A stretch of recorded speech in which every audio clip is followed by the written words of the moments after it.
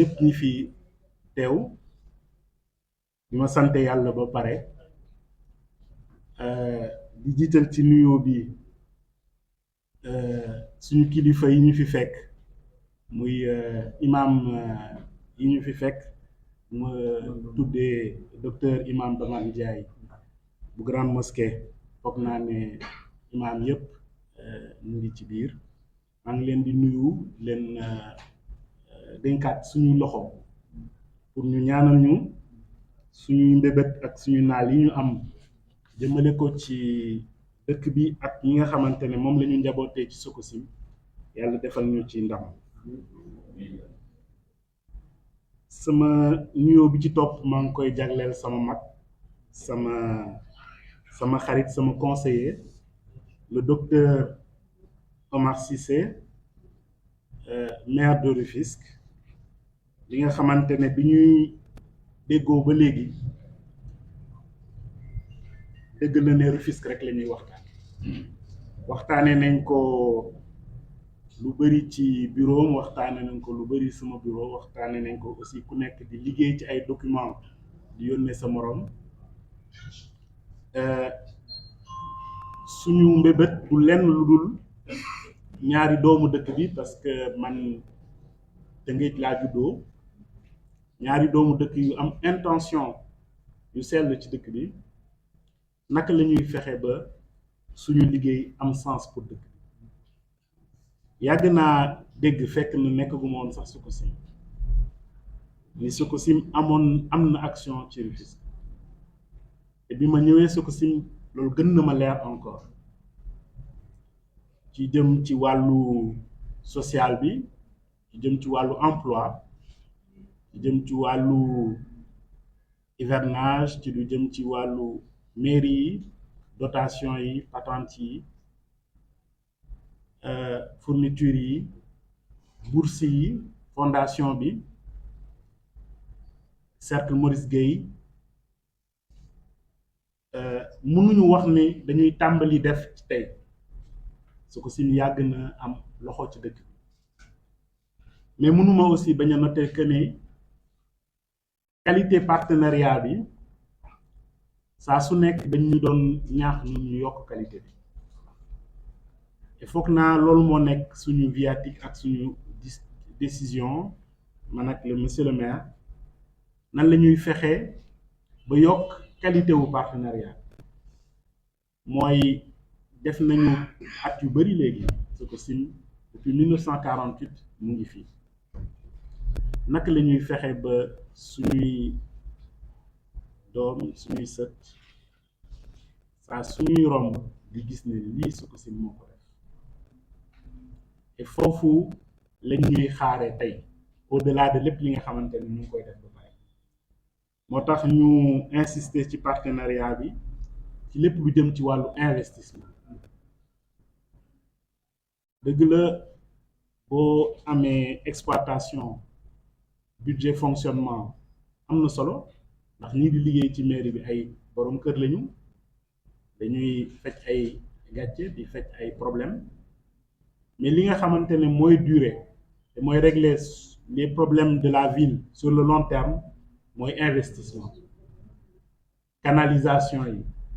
poste de santé yi centre de santé yi hôpitaux yu mag yi ñu war a def école de formation yi lu nekk loo xamante ne monsieur le maire ak maire yi mu àndal dinañ ci réfléchir ba déterminer ay priorité loolu mooy li nga xam ne mooy des te mooy li ñu war a gën a jëmmal ci action wu Sococim moo tax ñu ne dañu war a réorganiser ni ñuy liggéeyee ak mairie bi moo tax ma engagé aussi ak Sococim ci élan bu bees bi nga xam ne jël nañ ko dëgg la ñu ngi ci période vacances comité directeur Sococim presque la plupart dañu jël vacances moo tax tey ma ànd ak délégation bi mais ñëpp sensibiliser nañu bu fekkoon ñu ngi ci période bu ñëpp nekkee fii Sénégal dinañ ñëw teewee bés bi mais maa ngi ànd ak effectivement le directeur général adjoint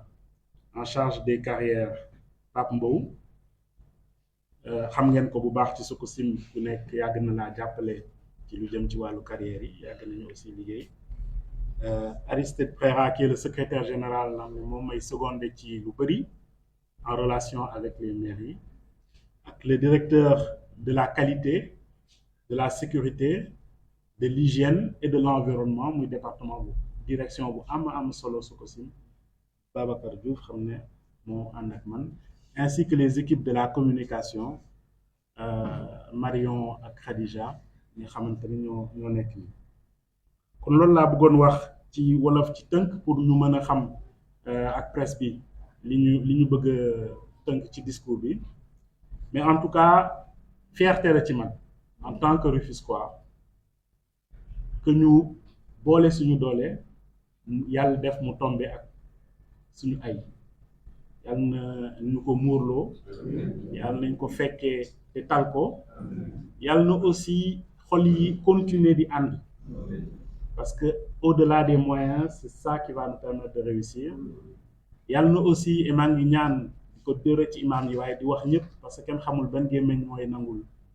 ñaanal leen Sococim ñaanal leen Sococim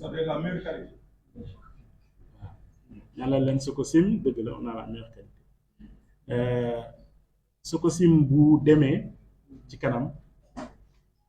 incha allah ñëpp dinañ ci mën a gis seen bopp. Monsieur le maire de la ville de Rufisque, cher grand frère, docteur Omar Cissé, Madame le maire et mesdames et messieurs les maires des communes d'arrondissement de Rufisque, mesdames et messieurs les maires adjoints, mesdames et messieurs les membres du conseil municipal de la ville de Rufisque, monsieur le secrétaire général de la ville, mesdames et messieurs les anciens maires des communes d'arrondissement, nous avons trouvé ici avec plaisir, mesdames et messieurs les directeurs de services, mesdames et messieurs les coordonnateurs des programmes, mesdames et messieurs les représentants des communautés, les Badianou Gor, les imams, les conseils de quartier, chers invités, chers partenaires de la presse, j'ai l'honneur aujourd'hui, en tant que directeur général de Sococim, de poser dans ce lieu témoin de notre histoire un acte d'une très haute portée symbolique. C'est le fondement d'un nouveau partenariat local par l'investissement. Nous avons une illustration concrète de cette nouvelle méthode par le financement récent, la construction et l'équipement d'un poste de santé à Bargny, en collaboration avec le maire de la commune de Bargny. Monsieur le maire, cher docteur Omar Cissé, chers invités, en plus du renouveau infrastructurel qui est une demande éminemment sociale, nous voulons créer les conditions d'émergence et de consolidation d'un partenariat rénové, en conformité avec notre projet de transition industrielle. À ce titre, nous avons fait le choix d'investir dans le futur de Rufisque et de financer le développement territorial à travers des projets à impact social. Cette requalification de nos actions passe par la mise en place d'un comité d'investissement pour accompagner le pilotage stratégique de nos interventions, la gestion des ressources mobilisables et le financement des projets dans une démarche à la fois qualitative et inclusive. La force de ce partenariat public-privé local réside dans son orientation exclusivement citoyenne à travers la mise en place d'un mécanisme de consultation, une condition sine qua non pour garantir une gouvernance inclusive et participative. Selon notre baromètre interne, l'image de Sococim Industries à Rufisque a progressé positivement pour plus de 50% des sondés depuis 2023. Plus de 90% des sondés jugent notre action positive. Cette convention que nous devons construire ensemble avec la population aura le mérite pour les 5 prochaines années d'améliorer encore significativement notre image auprès des différents segments de Rufisque. Cette nouvelle forme de participation citoyenne que Sococim Industrie compte inaugurer à l'échelle du département et du Sénégal sera conforme aux exigences modernes d'un développement centré sur la prise en charge des préoccupations exprimées par les populations. Cette conformité de notre partenariat avec les objectifs de développement local sera une condition de réussite de ce projet. Notre leadership nous impose une transparence totale dans le management de cet ambitieux programme, qui bénéficiera de toute la diligence requise par un audit citoyen des organisations de la société civile. Il est de notre responsabilité d'identifier les projets prioritaires des populations, d'en assurer le financement et de créer les conditions d'une réussite communautaire exemplaire. Monsieur le maire, chers invités, les termes de référence que nous avons fixés ensemble, que nous soumettons à la clairvoyance de votre talentueuse équipe municipale, ne sont rien d'autre qu'une volonté clairement affichée par Sococim Industrie de faire plus et mieux pour le bien-être communautaire.